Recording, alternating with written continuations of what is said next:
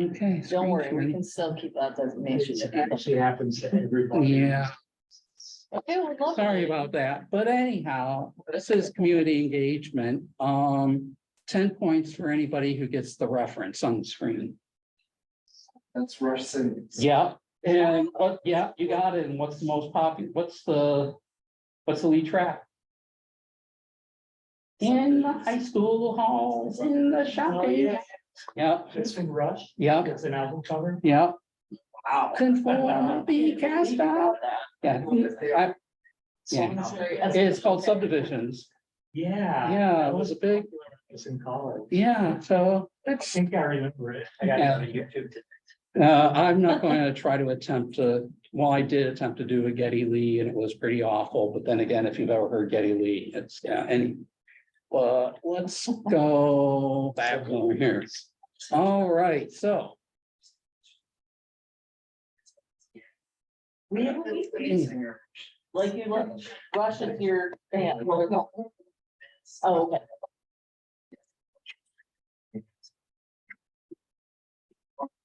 All right, let's see. I think you can have more, Mhm. more. Okay, yeah.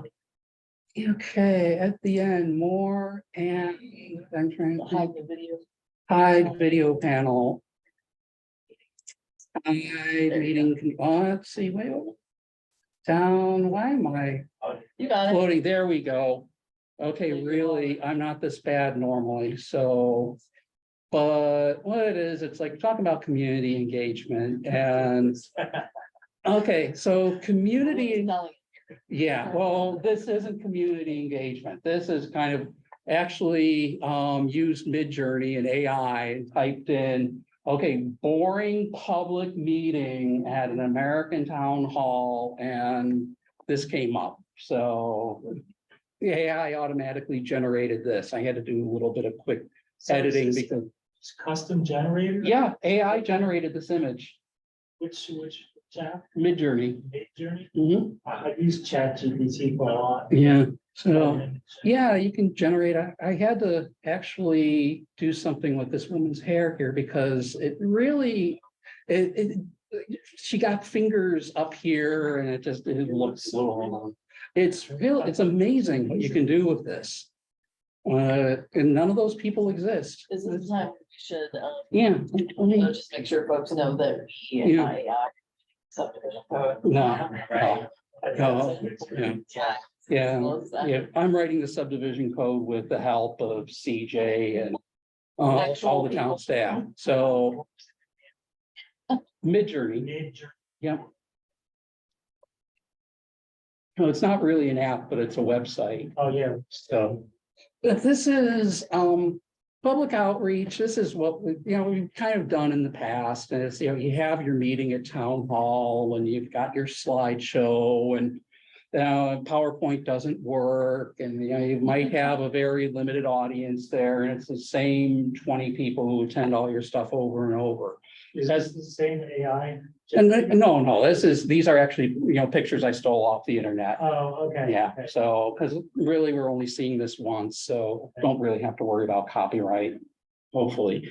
So, community engagement, what it is, it's not just one thing for one event. It's not just a neighborhood meeting or not just a town hall meeting for a certain code or something, but it's an ongoing process that you use to try to reach out to all the stakeholders that might be involved, and you do it in different ways. It's not just conventional meetings. There might be one-to-one get-togethers, other things, and I'm going to give some examples of that through here. So some of the advantages for town government when it comes to community engagement, it's, staff, town officials can interact more with the residents, gives them good back and forth, hear new perspectives, people who live in neighborhoods, they often might have a different perspective than me as a planner, even though I live in the town and I have an opinion about the neighborhood I live in, but what about somebody else? Generate buy-in for decisions and change. If you tell a story, if you get people behind you, if you you end up getting people on your side or people opening up. And, government is open, that it's responsive, and it's something that you can, it says parlay the experience into other efforts, that you can take what you've done with, one community engagement kind of round, what have you, and really parlay that into ongoing projects. So carry that on down. So for stakeholders, I'm not gonna read all the bullet points, except that when you have something like a community engagement session, remember going to one that was about a housing project on the north side of Ithaca, and you had residents, you had all sorts of people there, and they were doing all these exercises, and they were involved, and when they see that government representatives are there, they're open, they're listening to them, they get to express their opinions, and in reports that follow up or on a website or in the document, they actually will see the results of their input. Even if we didn't adopt what they wanted to say, at least they got listened to. Sometimes that's what people want. They want somebody, they want an ear. There's really no one right way to do community engagement. This is what's called Box City on the left, where you take kids and you get them involved in the planning process. What's your ideal neighborhood? Here's little models to lay out on the street. On the right, it's a dot survey where you might express your preference for certain types of development, different colors. You might come in, you have a packet of stickers, and you put the stickers next to whatever project that you like. Say you like, number 4 more than number 3. So you put more stickers on number 4 than number 3. I'm gonna say this right now, jump up ahead a little bit and say, these aren't all the ways that you can do community engagement in this presentation. We're not saying that this is necessarily going to be the right way or an appropriate way or whatnot to do engagement for the subdivision code. But at least, it will get us started in thinking about this sometimes for larger projects. But we are CJ and I talked for a couple of hours today about community engagement and the subdivision code and some ideas. So I'm gonna try to share that with you. There's informal stakeholder interviews. Sometimes you might meet with somebody at a bar or at a coffee shop and just have a one-to-one, you interview them, just to see what their concerns are, in an informal setting. Often it's a neutral setting, not just, in a cubicle or in a town hall meeting room. You do it on their turf even. There's pop-up installations or tactical urbanism where you might get the community out to, let's say, you have a street, close the street, get chalk, hand it to the kids, say, how would you control traffic on the street, make it go smaller without writing slow down on the pavement? You might get some interesting results that way. There's storytelling. Everything like planning actions, everything else, what drives us to do certain projects or implement a code here and there, it's often driven by a story. The subdivision code in the case of Ithaca, sometimes there's a lot of stories that lead up to having to write a subdivision code. I won't tell you all the possibilities, but you might see, sometimes interview people, try to find out what their experiences are and what they really want. And this came from a presentation from the APA, American Planning Association National Conference in Philadelphia. There were a lot of sessions on public engagement and storytelling. Some of the techniques are, you hire a firm, they interview people, but that doesn't necessarily mean that it's something that's off limits to us. There's what's called a visual preference survey. That's another thing you can do. This is a visual preference survey I did about probably 15 years ago, back in a past life, and had a neighborhood meeting regarding a corridor plan along this kind of suburban strip for working class, kind of semi-rural suburb. And on top of the dot survey, went through various slides and said, okay, rate these from 1 to -5 to +5. -5 meaning you hate it, +5 meaning you love it. And these were the top scoring forms of development. And these were at the bottom. 3 of them were in that town.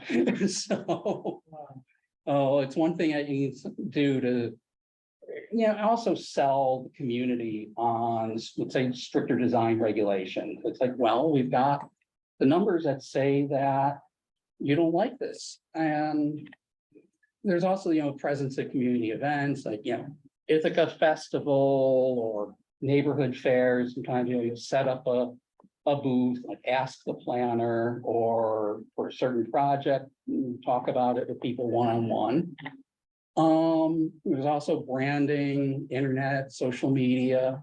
We've been a little bit slow here, I think, to get on the social media train. I know we have a Facebook page, but some other communities will have Facebook pages for specific projects, and they'll post articles that are, tangentially related to that project, even though it might not be affecting that community.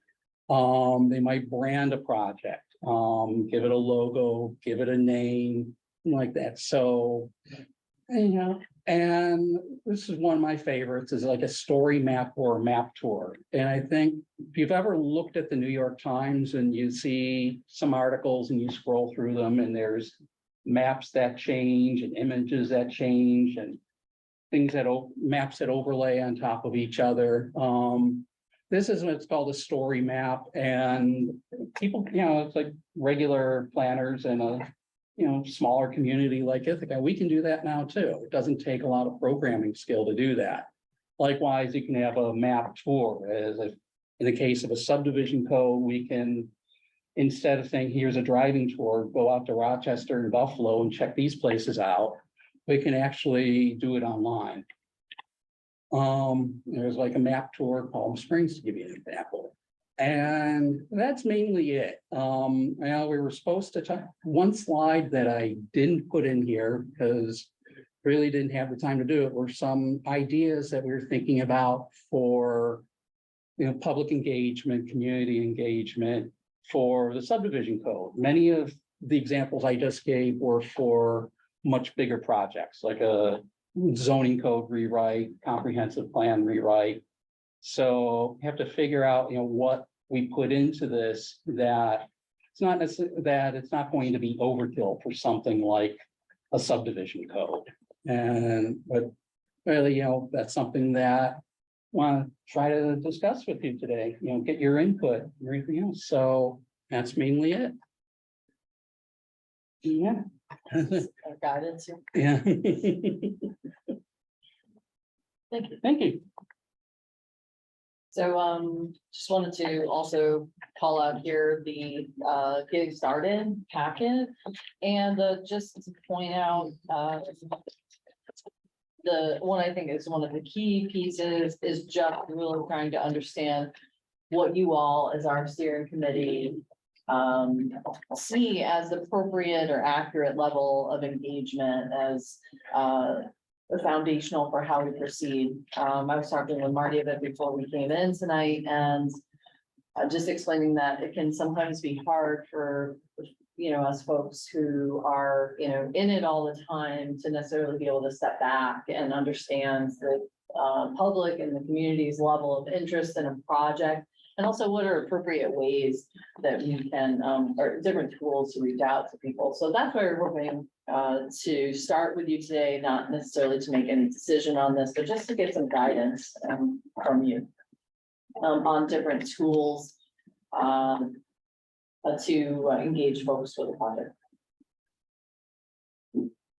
So we have a little bit of a list that we've developed to go over with you. And I believe we've touched on many of them in this initial presentation, but if we could start like just add another slide and just add a few bullets in there.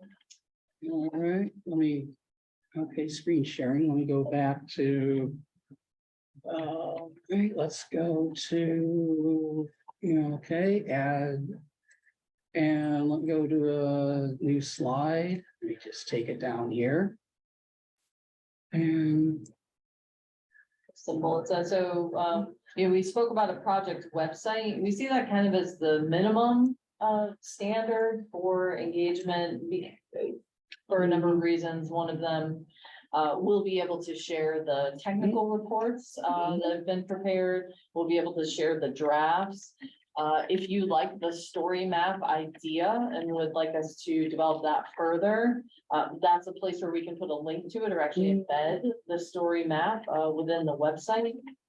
And then we can essentially make that the central repository for all the project information. People can go there to review drafts as this committee wishes.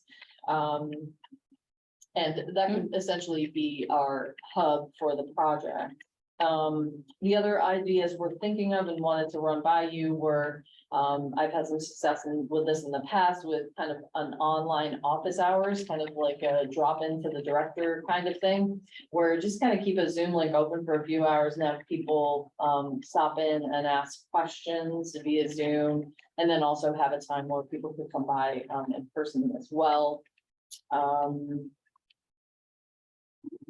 And from here, we also need your help developing a stakeholder list. We have some folks, other town committees, of course, and other departments, by far our main stakeholders. But we also looked into talking with the Board of Realtors, perhaps the President of the Board of Realtors, and really just want to understand your preferences and your understanding for folks in the community that you really think that we need to talk to and that we need to be proactive and reaching out to. So that more or less concludes this presentation, and I'll hand it back. For discussion. As we see fit. Well, I would say that based on my experience as a pretty active person in town government, I've on the zoning board for 10 years and the town board. I think that people who are meant to do their job competently, produce a quality project without having a lot of trouble.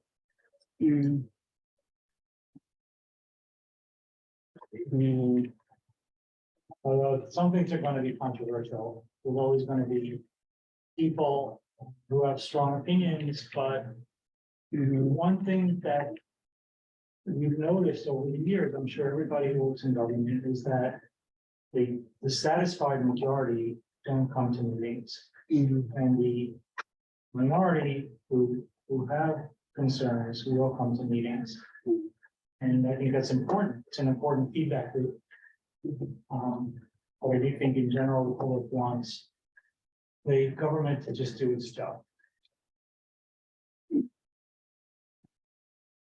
People don't have time for even meetings in general. I didn't mean to suggest it could only be evenings, weekends are also a way to reach out to people as well. That's something that we see as important. Bill? Yeah, this is interesting because I never really thought about subdivision regulations as a topic for public health. Yes. But obviously, doing the comprehensive plan, always envisioned, and we did a lot of public outreach around the TMDs, and they assumed that we would do some public outreach around campus, doing the campus stuff. And so, we understand doing public outreach around different planning issues, but subdivision regulations, I guess I always assumed was just too boring for most people. I mean, obviously not boring to me or to us. So I'm just still trying to get my head around the idea of what would public participation around subdivision regulations look like. So as I said, this is just kind of a totally new idea to me, so I'm just process through that. I can imagine. There's, some stuff that some members of the community would be very interested in. I can assume the Britton brothers are gonna show up to anything we do.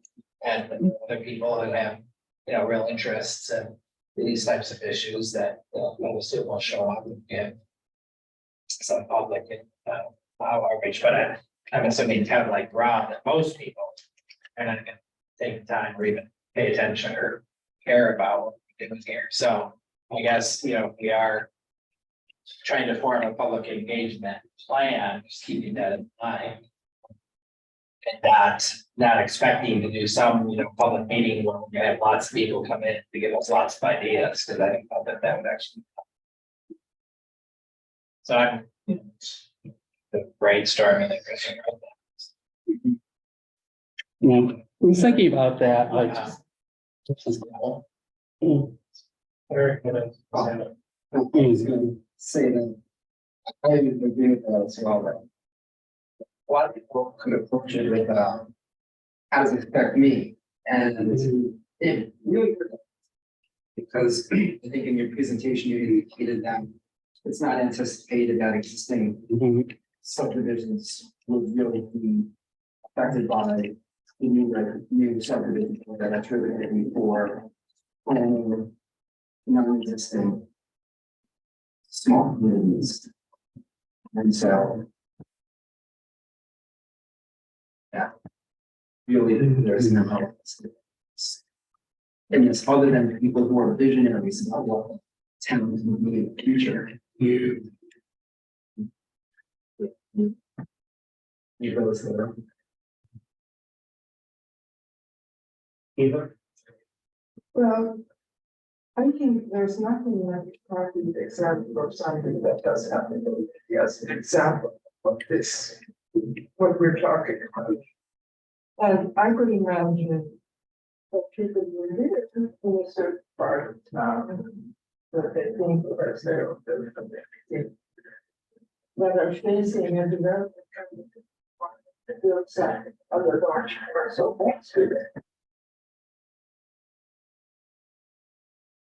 As difficult in what happens there and how it happens.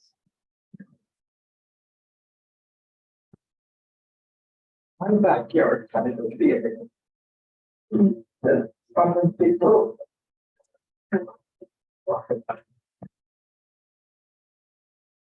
But if in finding up the regulations, appropriate examples of what one talks about in planning language, or whatever you want to call this. I think that's very.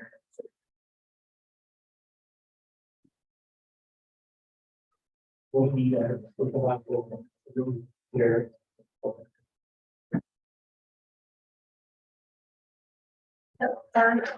Engagement people. Especially in state, if I will say for some aspect, I'm in. One point, the plan of the subdivision was a road from Salem Drive to Sanctuary, but that has never happened, of which people, community think is awesome because we don't have the traffic going from Hanshaw to 13. And so in some ways I feel that it's a, well, I don't care about we have this perfect situation. And I think that's something we have to take into account. People are worried about in effect. If we approve a subdivision like it, this wonderful. Yes. Very thoughts. Staff. Of this. Mhm. They're all engaged, yeah. That's really. It's a good question. And I assume that would be. Yeah, that'd be great. So I would say it really depends on the suite of tools that the committee sees as fitting. What story map can be very simple. Or it could be incredibly complex. I think our next step, based on what kind of feedback we receive from you, and I just want to also step back a moment and say, there's no pressure to come up with, a specific set of tools, or this is meant to be like, kind of advisement of, how do you all think that we should approach this? Because, in my experience, sometimes what happens, especially with these more, and I hate to use the word boring, but fine, I'll go ahead and use it. But some of these, shall we say, less glamorous, how about that? Less glamorous regulations is that, we go on, we have drafts, revised drafts, get to a final draft, comes out and it's like, whoa, what is this? And, how have I not heard about this? And, and some of that will never be able to, completely mitigate or avoid, right? There's always going to be, perhaps some folks who maybe weren't aware of the situation, but I think more than anything, what we wanted to do here is understand what ways you all find to be very compelling and try to tailor the subdivision, engagement to those things that you really saw as like, okay, yeah, we absolutely have to post on the Facebook page. It would be great to see some kind of feature story that went out in the town newsletter, for instance. So we'll be able to develop these, we have a really robust staff and they can help us through this. We want to basically understand kind of what your minimum recs are, like, what do you want to, like, of anything, were there things that you really think are non-negotiable, in terms of public engagement? Like, we can work around that, the constraints about that. I'd like to pick up on what Bill said, that we don't really know what subdivision regulations look like, or what the end game is, or even what public regulation around them, the discussion around them looks like. Are we debating the thickness of gravel under the road? Like, what is the public really debating here? And I think that we should take some time to think about this. We've set the wheels in motion here, but I think that we need to honestly deliberate further outside of this meeting. The meetings are just a touchstone, and all of us board members constantly, you're a board member, and you think about things and you mull it over, and we should take some time to mull this over and just have this as a starting point of our awareness of what we might want to look like.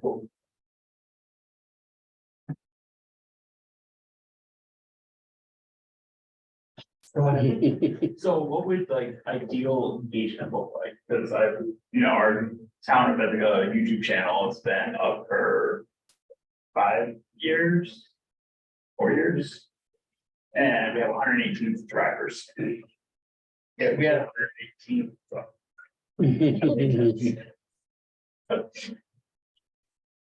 We have a population of like 20,000.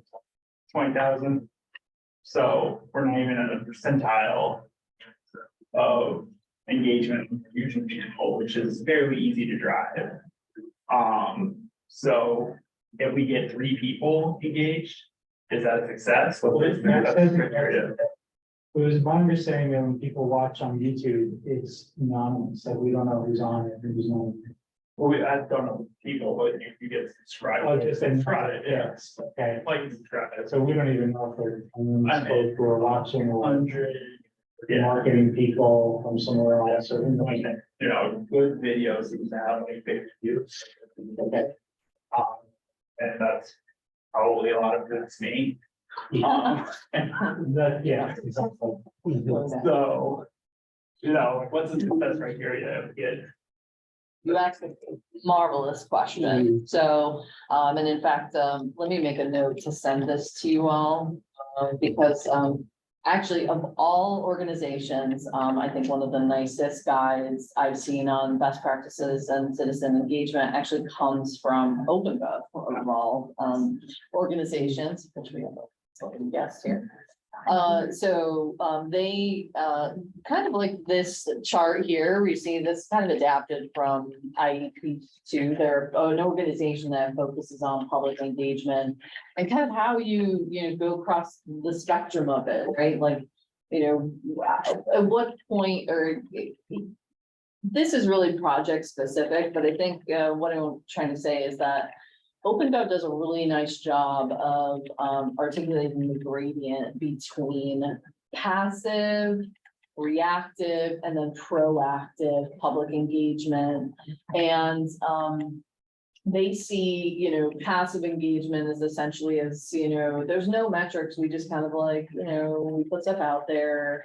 We're meeting our minimum legal requirements, we're posting our public hearing notices, and we're essentially, kind of on our own, maybe for public engagement. We don't really survey anybody, we kind of just, go along. And I'm not saying that's, that's bad. It's kind of just like normal course of practice, right? Like, from there, the most proactive approach is really to think about this as a coordinated strategy. And I think that's, and I do want to just mention, and Dan didn't go into this, maybe he was saving it for me, but we did, for instance, he did show like kind of that tactical urbanism kind of road segment slide that had like that little yeah, exactly. And one of the things I wanted to highlight as part of this is that we are trying to be very mindful actually of how much we're actually inundating people with information. Actually, how much we're engaging them relative to other things in the town. So some of you may be familiar with the Safe Streets for All initiative. I believe I mentioned it at our last meeting. This is one of the largest comprehensive transportation planning exercises in a generation in Tompkins County. So we want to be really mindful. Oh, yes, of course, yeah, no, yes, right. So we really want to be mindful of, not taking away from that as well, which I think is why it's kind of important and why we wanted to talk to you about this, was to really understand, what you thought was important vis-a-vis subdivision regulations, but also to understand this in the broader context of all the things that are happening in the town and kind of where you see that fitting into this, if that is making any sense. So, we don't necessarily have to go full court press, we don't need, some of the tools in the toolbox, we don't need to get into telephone polling and, The broader strategy of advertising engagement with the town in general. And this is a really great question. So that's why we're trying to begin to have some of these conversations, especially with a group like COC. You guys are really dialed in to the community, and you're also really steeped in the technical details of our work, maybe more than any other group. So yeah, I know that was very maybe long and somewhat long-winded answer to your question, but we see this as a beginning of a conversation about engagement more broadly, and what are the ways that we can engage people, but without necessarily, and doing it on the appropriate spectrum, right, between all the way from inform to collaborate, but without, look, we're competing against everything, Netflix and, video games and the whole world of things that people are paying attention to. How can we best, kind of grab people's information when appropriate, at the scale appropriate, and in a way that's meaningful to them? So I think that's, that's what I'm coming from. Well, I'm thinking of something that you talked about with the last conservation board meeting. And when we have the recurrent problem of not being able to get comments on projects about possible problems that the planning board needs to be aware of when they do talk to an architect about a project going in. And it's always been like this. There's a time pressure. We get materials from staff about the project, but it's early on, not all the details are there yet. And yet we are expected to be, look at it and write something up so it goes out in the package to the planning board. And it often doesn't, so it ends up buying this when the planning board members come in. And that's not the way to do it, obviously. But I also found over the years that many people, both people who come to meetings and who are public servant, that's like journalists or local newspapers, don't know the process of the importance of the various steps of projects that planning board deals with. So really the best time to make comments that can be picked up by both the staff, the planning board members, and the applicants is at the step plan. And journalists don't say, come and listen or do anything until the final approval, when it's too late, because it's the preliminary approval that has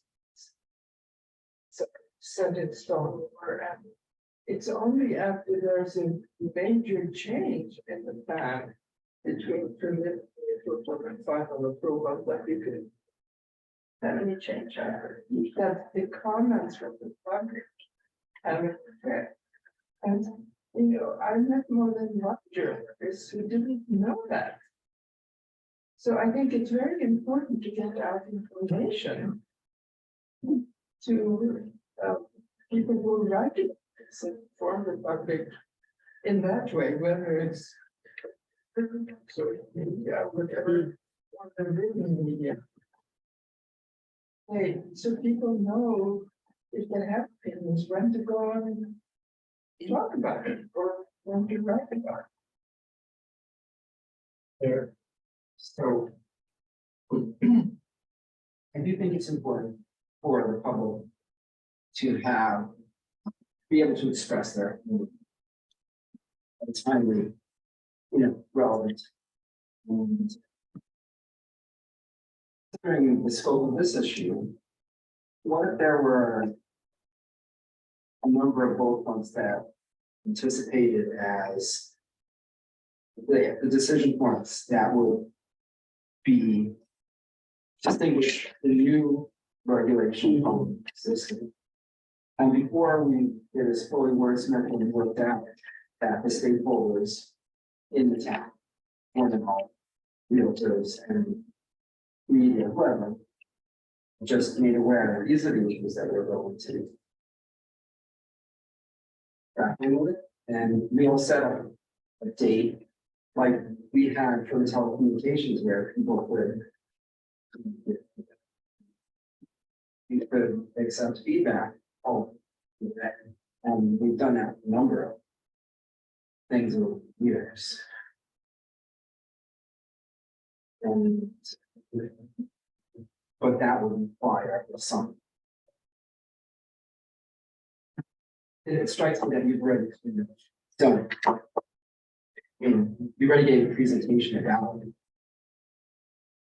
the subdivision and where you professionally stand for these best practices in these two things. So it seems like a sort of thing can be stated a little bit fully without basically writing told off first.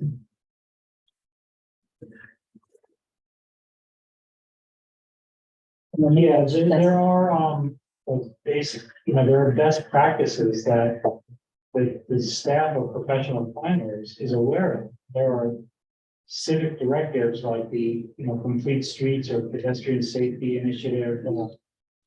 The town is quote unquote being as a town board, we're all in favor of that. So we have the broad parameters of what we're looking for. And I do think there's a time for public engagement and comment. but that it's not really part of the day-to-day work of the committee or of the town staff, but there's time for it. Yeah, it's a follow-up question to Eric's, so wondering if you think it would help to kind of take some of the maybe kind of high points or key points of the subdivision presentation perhaps, and you know, put it into kind of almost like an introductory page to the project, you know, kind of for the web page. I think this is one thing I'm unclear about.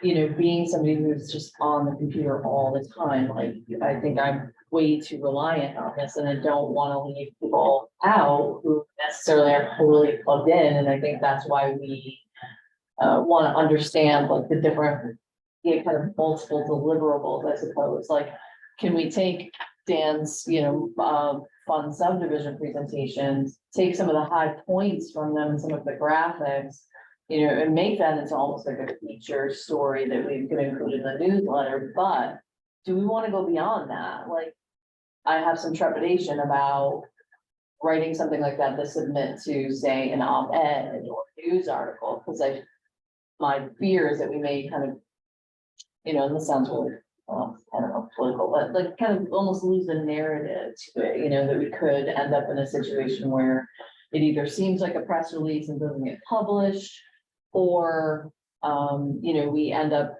you know, inciting a lot of, feelings or sentiments about a project and getting people really kind of over interested in it before we kind of come to the meat of it. So I think that's where I'm kind of stuck. I completely agree with you to say that Yeah, public engagement, there's a fine line between, you know, whipping up controversy for clicks and polarizing people and making a controversy where none really exists. And that's the nature of media, to try to do that. To point out areas of controversy, try to make it quote unquote interesting. And it can really get in the way of progress.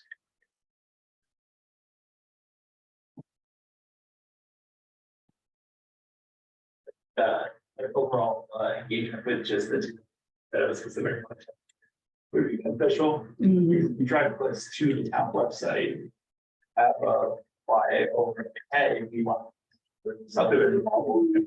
Hey, we have vacancies, because, you know, I only know about, I'm only on this board, because I used to work here, and I knew there was a planning board vacancy.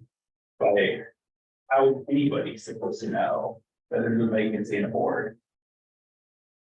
There, it's advertised on its own website. And How many clicks do we get on the website? Not very many. So like, you know, there should be a more of a drive to get you to just civically engaged, which would then get people engaged in the process that we want them to get involved, instead of saying, hey, here's this issue. What your thoughts? Hey, Tom Ithaca does things, maybe get involved. So that's my thoughts, like, that issue based, we just do civic and get based. okay, so that's a different, so what I'm hearing is like, it's not about this one issue, which is the Yeah. subdivision regulations. It's a broader question of getting people to come to town board meetings and Yeah, and yeah, absolutely, someone to. yeah. I also want to point out where people in the city of Ithaca too, and there are many people who don't know that to Ithaca, you know. And it's the city of it's, and the newspaper brought up was, there was an article recently about this award that the town got together with town day for it was. Yes, I'm not certain that the word, and it was true.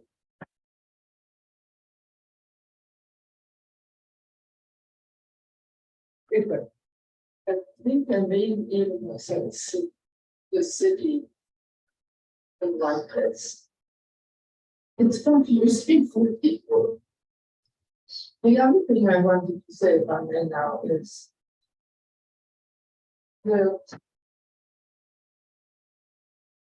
I'm talking about the something that. People go to, and I'm wondering, how many people get the town newsletter? And do they all get it via email or is it available in paper copies? So people. It's all. I think it's all digital, it's all email. That. Yeah, nowadays, I think it's somewhere around 2,000 or 3,000. Roughly. Yeah. But That makes one well, idea.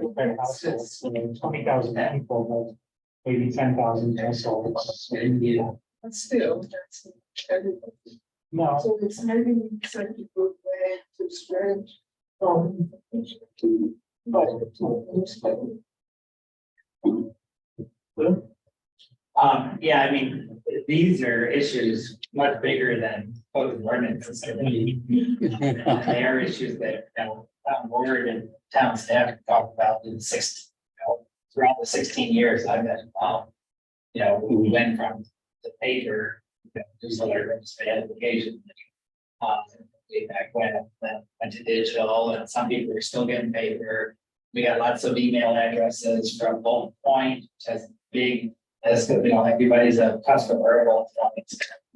So, these topics for town staff think about.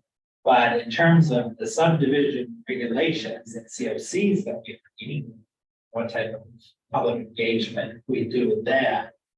I think I'm thinking more along the lines of, I think maybe you were saying, Rob, can we get kind of like a cheat sheet or simple summary, and then we can kind of identify what might be portions of that might be useful to do some real work on public engagement about.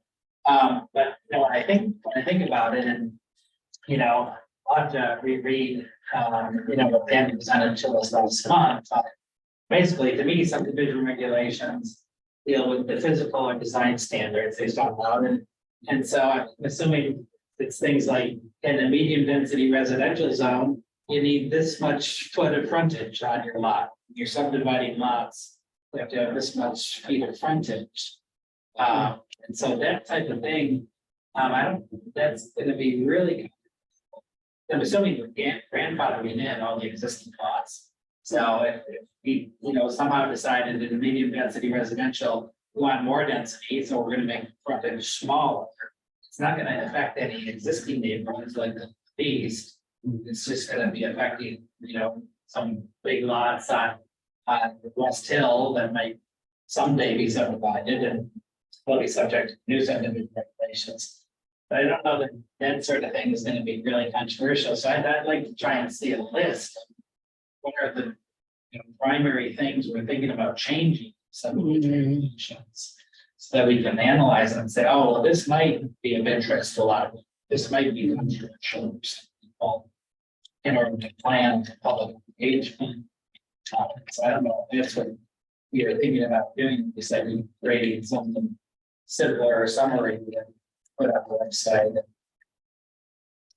Yeah. And even, the first, so we did, basically a scope of work that did highlight some of the main priorities that we wanted to address as part of this initiative. Perhaps maybe we take even a further sub-selection of those.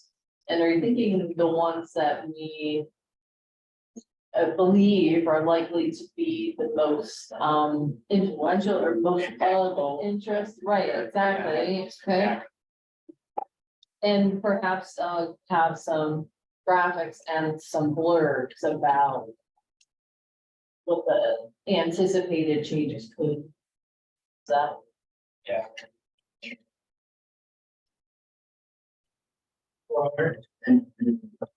And such communication to make clear that we are subdivision, which is part of the zoning. We are not entertaining or considering removing the zoning.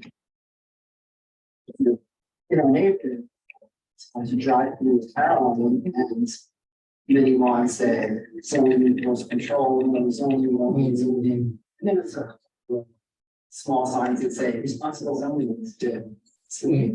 So as Rob pointed out, we get the majority of dissenters showing up. We don't want the conversation to go in that direction. In a giving to the idea of eliminating so.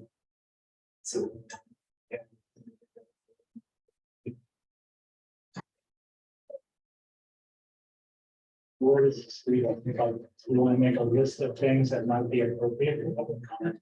This is kind of why I wanted to be another reason I wanted to be really deliberate about talking through how we did the public engagement and really at what points you all wanted to see that happen and in what way. So I think if I'm hearing Rob correctly, it might be the most beneficial to take a look at our scope of work, pull out a handful of the bullet points that we think are most impactful, and prepare some basic, even just maybe some blurbs that we could either turn into newsletter article or or I should say,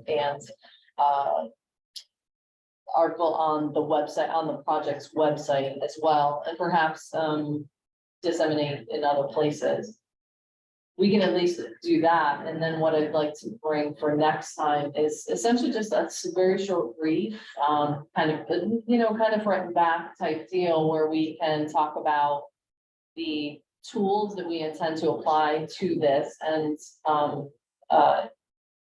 little bit of some more background on this feature story / project website blurbs that we could use.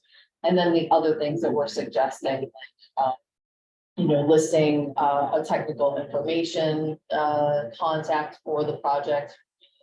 Myself and Dan, having some background on kind of subdivision 101 and basically just listing out these things. And that way, going into this project, we're anticipating an initial draft at, I believe it's September 13th meeting, to kind of understand ahead of that what you really prefer and want to see in terms of public engagement, and will help essentially guide us. So if that sounds good, that's essentially our intention. You want to see this good public engagement before we see the draft, or see? It's essentially kind of like, here's our roadmap for public engagement. Here's what we're thinking.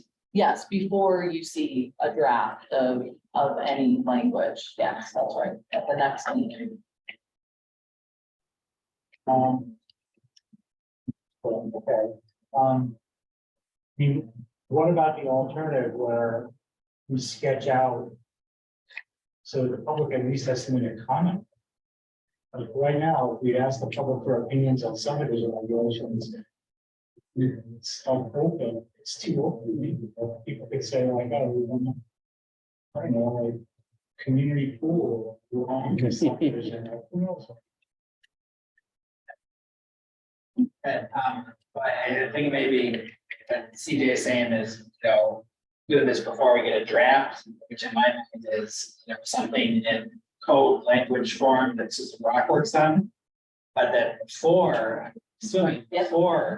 we do the public engagement stuff, we have to have this idea of what concepts. It's not in code language form, a draft of an actual law, but it's a summary of the items or topics. Okay, I get it. So Just in terms of what we're going to do first we're going to approach this public engagement topic. Before we get into the draft. yes, yeah, Okay. before we actually get into Susan Rock, we're gonna draft. Gotcha. But I think we've been talking about before we even design our public engagement process, we have to know what the issues are. That's what your sort of one or couple page summary or condensation. The other materials we've already seen is gonna list for us. Well, these are the big issues we're gonna be looking at so that we can decide how we deal with these issues through whatever tools the public engagement. see, is that my understanding? I think that would be really helpful, and I think. You know, we understand that it's a fairly complex and kind of, well, a lot. And we're but sprawling topic, right? It really is, right? I mean, it's everything, the neighborhood pattern and design and development, and it just runs the gamut, right? So if we can understand, you know, from your perspective, as your Bill is saying, what the most impactful pieces are from your perspective, and then how we can communicate, you know, those to the community, to our community, to town residents and folks who own businesses and all of it. And also who some of the key stakeholders are that you think that we need to really get on our radar sooner rather than later. I heard some institutions, I heard realtors. I heard other town boards and committees, journalists, yeah, that's essentially how we'd like to move forward. Essentially, what we want to do is be a little more proactive with the public engagement, so it's not, you know, the final draft and everyone's like, you know, where on earth did this project come from? Right. That's what we're trying to do. Just, okay, even, I'm assuming that you have some sort of purpose that states why this is being done, what the benefits are for everybody, the stakeholders and the residents and so on. That's the reason for doing it.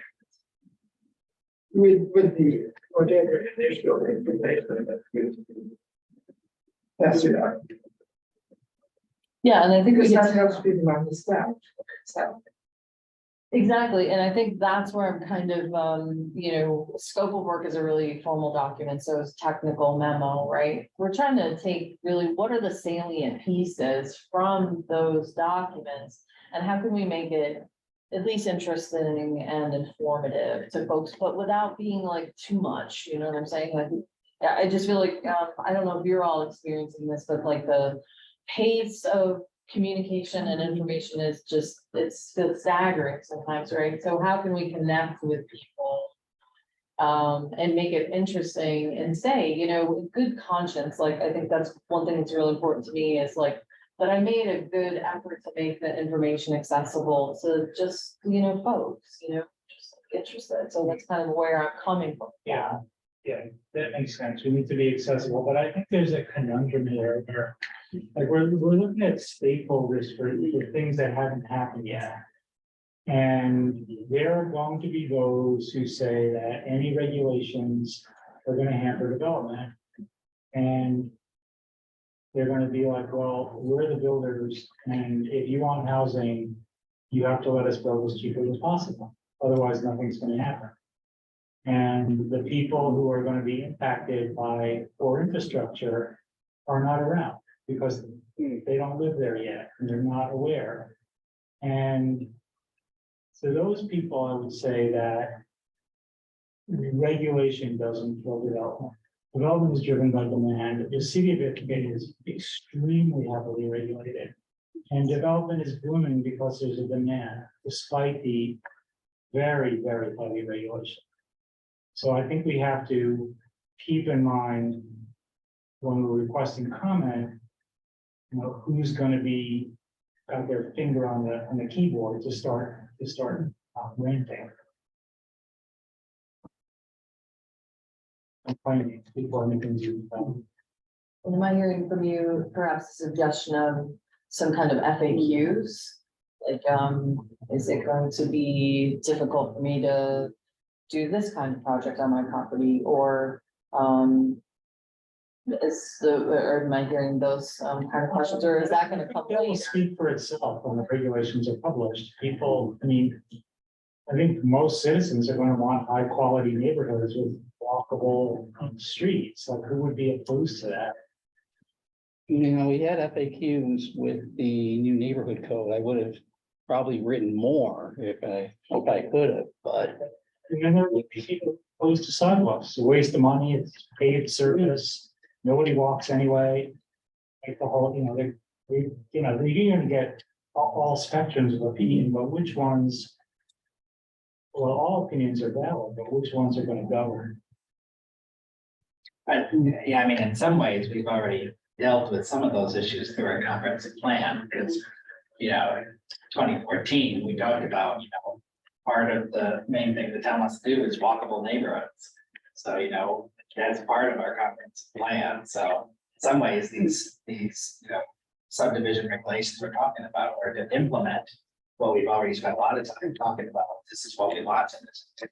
Thank you for bringing that up, Joe. I think that really gives a lot of, clarity to what we're doing here, like we're following the comprehensive plan. This is a, This is, and that's already, much bigger process. that's a really good.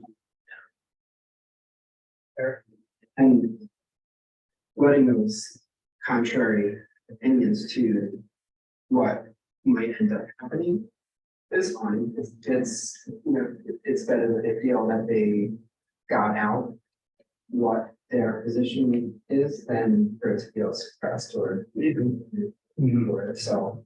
And it's so you're in and saying, thank you, but we have a policy that But that's what it needs to get to all the stakeholders. yeah. And let them.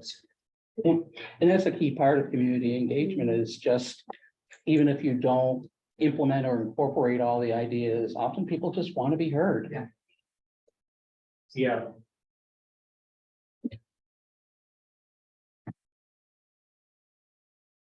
So CJ, what's going on? What's the next step here? I think we have a fairly clear directive and it's great that Abby is going to be consolidating this into some minutes. So we'll be able to go back and listen to that and parse this out a bit more.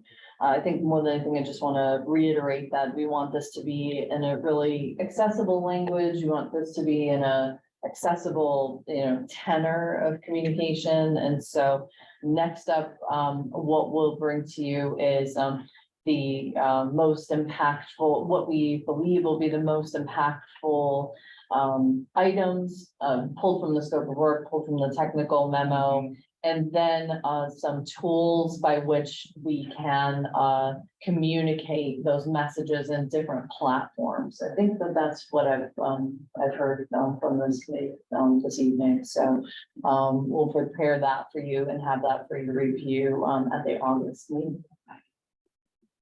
That sounds good. Okay. There was one other thing on the agenda about considering meeting in the boardroom. I had thought that that might be an option. There's about the same number of people here as at a town board meeting. There's 6 people on this board, 7 on the town board. There's 4 staff members who are regularly attending. So it's almost the same number of people. The town boardroom is set up so you can easily see each other. I can't see Chris down there. I wouldn't really be able to see Susan. People are further apart. There's a little more elbow room. And I think that it's an option. It's an option. This is fine, I guess, also, but everybody would have their own computer in the boardroom. It does have some advantages, and what do people think about meeting in the boardroom instead of in this room? Does anybody care, or just leave it the way it is, or would it be better? Well, I have a question. Is it possible to hear each other as well as we're chatting? That's a good point. Yeah, this is definitely intimate, and it's easy to have a quiet conversation. Yeah, I mean, we do have a sound system, so you do have to remember to speak up. Yeah. I was gonna say that sound system, we can have the IT support for that sound system during one experience, or is that is that Marty job? Yeah, IT goes home, so that's more of a staff needs to understand and be able to assist. Yes. Nice. Seeing presentations on the screen. Yeah, there's a large screen out there. Okay. Then you can around. I mean, I'm fine trying it out. And the obvious issue is that we have to change the meeting date. Right, that is an issue. We have to meet on a different date, and I think CJ had identified the third Thursday is one possibility. And then and that's because town court is in there on Wednesdays, right? Right. You know, to me, the Thursday is no different than Wednesday. It's just another day. Yeah, general third Thursdays are fine. Meeting starts with Wednesday. Go back and listen to your Rush album. Second Thursday is also. Bill seems somewhat supportive of trying it out. Yeah. We talk about the particular day. That's. That. I don't think it's that. I don't know if we're talking about the day. We have to find a day that works for everybody. That's the first thing. Wednesday, everybody's already cleared their schedule, so obviously we couldn't do this if there's a day that doesn't work for somebody because people have already agreed to this schedule. Like nobody's gonna be cut out. That would be a quote unquote deal breaker. I mean, I'll be out of town in October on, third Wednesday, third Thursday, and even second Thursday. So just to let you know in advance, Third Wednesday and just for that 1 month. just for that 1 month. So that would, you wouldn't be able to come to this meeting anyway. Right. So, Yeah. yeah, I mean, there's always gonna be people in this meeting. Yeah, exactly. Don't schedule the meeting around me. Yeah, that's, But in general, our Thursdays. in general, Thursdays is good for me. I mean, this day is always the same day as the sewer committee meeting. It's just, it's just like. That's sewer committee meeting, and you gotta talk about. It's always 2 hours of fun in the middle of the 2 day. hours of fun in the middle of the day. Well fun. well, that stinks. So the only time the third Thursday won't work for me is November and December. And that is because alternatives board meeting is the last Thursday, but because of Thanksgiving and Christmas, we have those the third Thursday. So just those 2 months But is that just this year, or is that every year. every year, the third Thursday of November? Well, it's always gonna be. So for December, but. So, okay. Nobody wants to be available Christmas week. Thanksgiving is always important. Yeah, so this meeting's the third Thursday, the third Wednesday. This is second. Second. So what about the second Thursday? Just one. It seems like it would clear up some problems. Like we're on the second Wednesday, we'll just go to the second Thursday. Does that work? Ariel's giving a thumbs up. So we can try the boardroom and more with the spread out computers.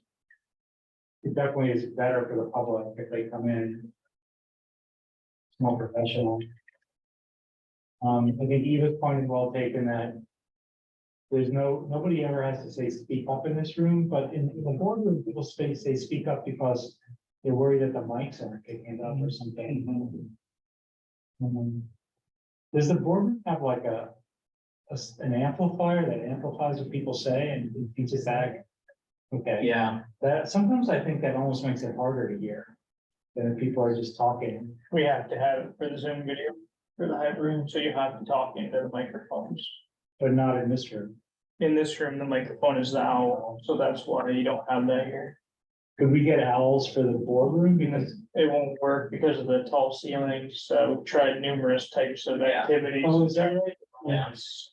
It just does not work. That whole desk mic's out, it's good. That desk mic's out, but just. Okay. Just The all, boardroom, yeah. okay. Well, I mean, if nobody's voicing any objections, everybody seems cautiously open to it. So should we try it? for August. Yeah, second Thursday. Would somebody make a motion? Change. We'll make a motion to hold this meeting on the second Thursday at 5:30 in the town boardroom. I'll second that. Any discussion? We already have it. Yeah, I think that's, everybody's used to that time and it gives you the evening free afterwards. That be through the, Yeah. through the end of the year. So I was gonna make a permanent change, but Oh, sure, just to say, so we'll just change the calendar for the remainder of 2023 as well. oh, the calendars are made up by the year. Yeah, Yeah, typically, Okay. so we would just change that for August, September, October, November, December. yep, second Thursday at 5:30 in the town boardroom. All in favor? It's unanimous. Okay, then. All the work you did for me. What? We're gonna have to do that again. The signs are, everybody had one except for one person. You only need one new one. We got one for you. Eva. Yeah, Yeah. but Eva's on the planning board. She should have. No, conservation board, now. She used to be. I used to be on the zoning board, and then Oh, yeah. Now it's conservation. all we. Use the signs in the boardroom just to do, re-examine the seating chart. The same plan, the senior people in the middle, that's how it is. I noticed that the two new town board members are at the edge somehow. It's always the, and it's nice, you know, the zoning board was that way too. You move in as people leave. So, 7 minutes to spare. Well, thank you all so much. There's a motion to adjourn. Is there a second? Yes. Favor? Rain and stuff. Yeah.